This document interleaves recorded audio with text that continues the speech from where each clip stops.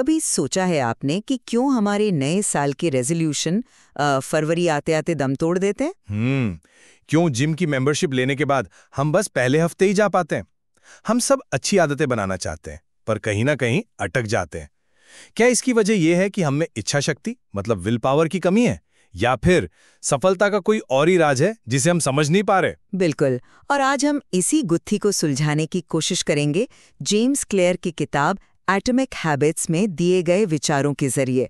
आज हमारी चर्चा का सवाल बहुत सीधा है, जिंदगी में असली और टिकाऊ बदलाव कैसे आता है? क्या ये अपनी इच्छा शक्ति और अनुशासन को फौलाद जैसा मजबूत बना के आता है, या फिर क्या इसका राज अपने आसपास की दुनिया, अपने माहौल को इस तरह बदलने में छिपा है कि अच्छी आदतें लगाना पानी पीने जितना आसान हो जाए और बुरी आदतें पहाड़ चढ़ने जितनी मुश्किल? तो मेरा मानना यह है कि असली लड़ाई इच्छा शक्ति से नहीं बल्कि अपने माहौल को होशियारी से डिजाइन करने से जीती जाती है। और मेरा मानना है कि माहौल एक अच्छी शुरुआत तो दे सकता है, पर असली आज़ादी और मजबूती तब मिलती है जब बदलाव बाहर से नहीं अंदर से आता है। जब हम अपनी पहचान और अनुशासन पर काम करते हैं ताकि हम किसी भी हाल में किसी भी माहौल में सही फैसला ले सके। देखिए, मुझे तो लगता है कि हम एक बहुत बड़ी गलतफहमी में जीते हैं कि हम अपनी आदतों को कंट्रोल करते हैं।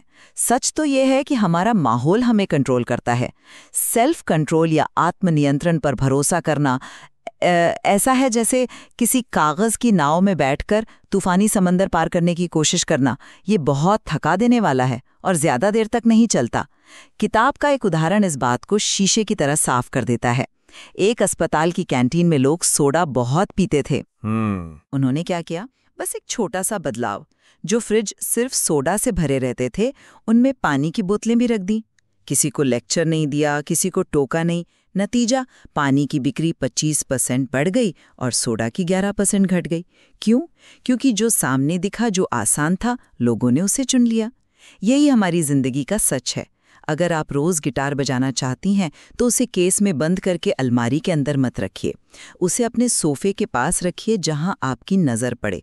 और अगर टीवी देखने की आदत कम करनी है तो हर बार देखने के बाद टीवी का प्लग निकालिए और रिमोट से सेल निकालकर किसी और कमरे में रख दीजिए। अगली बार टीवी चलाने से पहले आपको इतनी मेहनत करनी पड़ेगी कि शायद आपका मन ही बदल जाए। इसमें इच्छा शक्ति कहाँ लगी? ये तो बस स्मार्ट डिज़ाइन है। आपकी बात में दम है, लेकिन इसका एक दूसरा पहलू भी है जिसे हम नजरअंदाज नहीं कर सकते। माहौल पर पूरी तरह निर्भर हो जाना हमें एक तरह से कमजोर और लाचार बनाता है। जरा सोचकर देखिए, क्या होगा जब आप उस माहौल में नहीं होंगे जिसे आपने बनाया है। मान लीजिए आप किसी दोस्त के घर दावत पर गए हैं जहां चारों तरफ तला हुआ खाना और मिठाइयां हैं, या ऑफिस की कोई ऐसी पार्टी है जहां सब पी रहे हैं। क्या तब आपकी सारी अच्छी आदतें धरी की धरी रह जाएंगी? असली ताकत तो तब है जब माहौल आपके खिलाफ हो और फिर भी आप सही चुनाव करें। और ये ताकत माहौल से नहीं, आपकी पहचान से आती है। किताब का सबसे गहरा और जरूरी सिद्धांत यही है, आदतें तब तक नहीं टिकती जब तक वे आपकी पहचान का हिस्सा ना बन जाएं। सिर्फ ये सोचना कि मुझे सिगरेट छोड़नी है काफी नहीं है। जब आप ये मानने लगते हैं कि मैं सिगरेट पीने वाला इंसान है ही नहीं हूं, तब असली बदलाव आता है। इसका एक शानदार उदाहरण ब्रायन क्लार्क का है। वो अपने नाखून चबाते थे।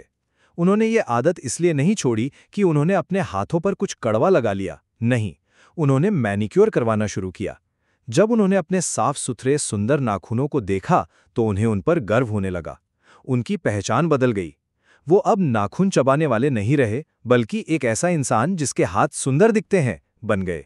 इसी तरह आदत को आकर्षक बनाना एक दिमागी खेल है।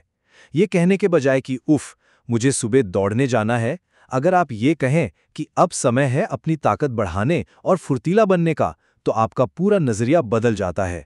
ये बदलाव अंदरूनी है, बाहरी नहीं। यहाँ मैं आपकी बात को एक अलग नजरिए से देखूंगी। आप जिसे कमजोरी कह रहे हैं, मैं उसे इंसान का स्वभाव कहती हूँ। किताब में कम से कम मेहनत का नियम यानी लॉ ऑफ लीस्ट एफर्ट का जिक्र है। हम सब, चाहे जितने भी अनुशासित क्यों ना हो, कुदरती तौर पर वो रास्ता चुनते हैं जिसमें सबसे कम मेहनत लगे। तो क्यों ना हम अपने इस स्वभाव से लड़ने की बजाय इसका फायदा उठाएं? अच्छी आदतों को इतना आसान बना दें कि उन्हें ना करना मुश्किल लगने लगे। जरा जापान की फैक्ट्रियों का उदाहरण लीजिए। उन्होंने अपने वर्कस्टेशन ऐसे डिजाइन किए कि मजदूरों को औजार उठाने के लिए जरा भी घूमना या झुकना ना पड़े। सारे औजार उनके हाथ के नीचे रख दिए। इस छोटे से बदलाव ने उनकी रफ्तार और काम की क्वालिटी दोनों को आसमान पर पहुंचा दिया। क्या वो मजदूर आलसी थे? नहीं, सिस्टम स्मार्ट था। हम यही अपनी जिंदगी में कर सकते हैं। किताब में एक 2 मिनट रूल है। कोई भी नई आदत शुरू करनी है तो उसे बस 2 मिनट के लिए करो। जिम जाना है, बस जिम जाने के कपड़े पहन लो। किताब पढ़नी है, बस एक पन्ना पढ़ो। शुरुआत को इतना आसान बना दो कि मना करने का सवाल ही ना उठे। ये आलस नहीं, ये समझदारी है। यहाँ मैं आपसे सहमत नहीं हो पाऊंगा। मुझे लगता है कि हमेशा आसान रास्ता चुनना हमें कभी मजबूत नहीं बनने देगा। इंसान का विकास, चाहे वो दिमागी हो या शारीरिक, हमेशा चुनौतियों का सामना करने से होता है। अगर सब कुछ थाली में सजाकर मिल जाएगा तो हम कभी अपनी सीमाओं को पार करना सीखेंगे ही नहीं। किताब में ही गोल्डीलॉक्स रूल का भी जिक्र है, जो कहता है कि हम सबसे ज्यादा प्रेरित तब होते हैं जब कोई काम न बहुत आसान हो और न बहुत मुश्किल, बल्कि हमारी काबिलियत के ठीक किनारे पर हो। बहुत ज्यादा आसानी बोरियत ले आती है।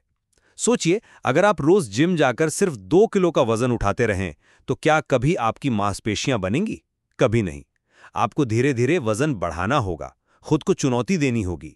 अगर कोई शतरंज का खिलाड़ी हमेशा किसी नौशिखिए से ही खेलता रहे तो उसका खेल कभी बेहतर नहीं होगा। उसे अपने से बेहतर खिलाड़ी से खेलना होगा। बहुत ज्यादा आसानी आदत को शुरू तो करवा सकती है, पर उसे लंबे समय तक टिका नहीं सकती, क्योंकि हमारा दिमाग बोरियत से नफरत करता है। लेकिन चुनौती तक पहुंचने के लिए पहले शुरुआत तो करनी पड़ेगी ना, और वो शुरुआत छोटी छोटी जीतों से मिलती है। यहीं पर गति या मोमेंटम का सिद्धांत काम आता है। ब्रिटिश साइकिलिंग टीम का उदाहरण इस बात का सबसे बड़ा सबूत है। एक टीम जिसने अपने 100 साल के इतिहास में सिर्फ एक गोल्ड मेडल जीता था, अचानक दुनिया की सबसे बेहतरीन टीम बन गई। कैसे? उनके कोच डेव ब्रिल्सफोर्ड ने 1% सुधार का सिद्धांत अपनाया। उन्होंने हर छोटी से छोटी चीज को सिर्फ 1% बेहतर किया। साइकिल की सीट को थोड़ा और आरामदायक बनाया, टायरों की पकड़ को बेहतर किया, यहां तक कि उन्होंने ये भी पता किया कि किस तरह के तकिए पर सोने से राइडर्स को सबसे अच्छी नींद आती है। अच्छा, उन्होंने हर राइडर के लिए उसका अपना तकिया चुना। ये सब सुनने में बहुत छोटी बातें लगती हैं, पर इन सैकड़ों छोटे छोटे आसान सुधारों ने मिलकर एक ऐसा तूफान खड़ा कर दिया जिसने सबको उड़ा दिया। ये किसी एक दिन की जबरदस्त इच्छा शक्ति का नतीजा नहीं था। ये रोज किए गए छोटे आसान सुधारों का नतीजा था, जिन्होंने मिलकर एक जबरदस्त गति पैदा की। मैं मानता हूं कि नतीजे हैरान करने वाले थे, पर हम उस कहानी का गलत सबक ले रहे हैं। उन 1% सुधारों को लगातार हर रोज बिना नागा किए करते रहने के लिए जिस जबरदस्त अनुशासन और प्रतिबद्धता की जरूरत होती है, असली ताकत तो वो है। वो टीम हर रोज उन छोटे सुधारों का पालन करती थी, चाहे उनका मन हो या ना हो, चाहे वो थके हों या बीमार। यही तो अनुशासन है। माहौल तो उन्होंने एक बार बना लिया, पर उस माहौल में रोज काम करने की इच्छा शक्ति कहां से आई? कॉमेडियन जेरी सीनफील्ड का चेन मत तोड़ो वाला नियम भी यही सिखाता है। उन्होंने एक कैलेंडर लिया और जिस दिन भी वो चुटकुले लिखते उस पर एक बड़ा एक्स बना देते। उनका लक्ष्य ये नहीं था कि रोज एक बहुत अच्छा मजाक लिखा जाए। उनका लक्ष्य सिर्फ ये था कि उस एक्स की चेन न टूटे। रोज लिखने की आदत डालना, ये इच्छा शक्ति और अनुशासन का अभ्यास है। गति अनुशासन का नतीजा है, उसका कारण नहीं। चलिए अब बुरी आदतों की बात करते हैं, जिनसे हम सब छुटकारा पाना चाहते हैं। उनसे निपटने का सबसे अच्छा तरीका क्या है? उनसे लड़ना या उनसे बचना? किताब साफ साफ कहती है कि लालच या टेम्पटेशन से लड़ना एक हारी हुई लड़ाई है। हमारी इच्छा शक्ति एक मोबाइल की बैटरी की तरह है, जो दिन भर के फैसले लेने में खर्च हो जाती है। शाम तक वो लगभग खत्म हो जाती है। इसीलिए हम दिन भर तो डाइटिंग कर लेते हैं, पर रात को मीठा खाने का मन कर जाता है। तो सबसे अच्छा तरीका है कि उस आदत को शुरू करने वाले संकेत यानी क्यू को ही अपनी दुनिया से हटा दिया जाए। अगर आपको लगता है कि आप फोन पर बहुत ज्यादा समय बर्बाद करती हैं, तो जब आप काम कर रही हों तो फोन को दूसरे कमरे में रख दें या किसी दराज में बंद कर दें। आप हैरान रह जाएंगी कि ये कितना असरदार है। जो चीज आपकी आंखों के सामने नहीं होगी, उसकी इच्छा भी कम होगी। ये आत्मनियंत्रण का सबसे आसान और सबसे असरदार तरीका है। बचने में ही समझदारी है। यह एक अस्थायी समाधान है। ये वैसा ही है जैसे आप कचरे पे सिर्फ चादर डाल रहे हैं, उसे उठा नहीं रहे। असली आज़ादी तब मिलती है जब हम उस आदत के बारे में अपनी सोच को ही जड़ से बदल देते हैं। किताब के मुताबिक हमारी हर आदत के पीछे एक भविष्यवाणी, एक प्रिडिक्शन छिपी होती है। सिगरेट पीने वाला ये भविष्यवाणी करता है कि सिगरेट पीने से उसका तनाव कम होगा, उसे आराम मिलेगा। जब तक वो इस मूल सोच, इस प्रिडिक्शन को नहीं बदलता, तब तक वो सिर्फ सिगरेट से बचता रहेगा, उसे सच में छोड़ेगा नहीं। जैसे ही वो किसी तनाव वाले माहौल में वापस आएगा, उसका दिमाग वही पुरानी प्रिडिक्शन करेगा और वो फिर से सिगरेट उठा लेगा। असली बदलाव तब आता है जब आप उस प्रिडिक्शन को ही बदल दें। जब आप अपने दिमाग को ये सिखाएं कि सिगरेट पीने से तनाव कम नहीं होता, बल्कि ये मेरे फेफड़ों में जहर भरता है और मेरी सांसें छीनता है। जब आप बुरी आदत के फायदे को उसके नुकसान से बदल देते हैं, तब आपको उससे बचने की जरूरत नहीं पड़ती है। आप उसके सामने खड़े होकर भी उसे न चुनने की ताकत रखते हैं। यह एक गहरी दिमागी लड़ाई है जिसे सिर्फ माहौल बदलकर नहीं जीता जा सकता। तो जैसा हमने इस पूरी चर्चा में देखा, सिर्फ इच्छा शक्ति के भरोसे रहना एक थका देने वाली और अक्सर नाकाम होने वाली रणनीति है। यह आपको हर दिन एक नई लड़ाई लड़ने पर मजबूर करती है। लेकिन अगर हम अपने माहौल को एक सहयोगी की तरह देखें और उसे होशियारी से डिजाइन करें, तो सही काम करना ही सबसे आसान काम बन सकता है। फिर बदलाव के लिए रोज रोज लड़ना नहीं पड़ता, वो लगभग अपने आप होने लगता है। और मैंने ये तर्क दिया कि माहौल एक बेहतरीन औजार जरूर है, लेकिन ये मंजिल नहीं हो सकता। असली और स्थायी बदलाव हमेशा अंदर से आता है। जब आप अपनी पहचान बदलते हैं, जब आप मैं ये करना चाहती हूं से मैं ऐसी ही हूं तक का सफर तय करते हैं, जब आप अनुशासन का अभ्यास करते हैं और मुश्किलों को विकास के अवसर के रूप में देखते हैं, यही वो बदलाव है जो हर माहौल में, हर परिस्थिति में आपका साथ देता है। शायद ये एक बनाम दूसरा का मामला है ही नहीं।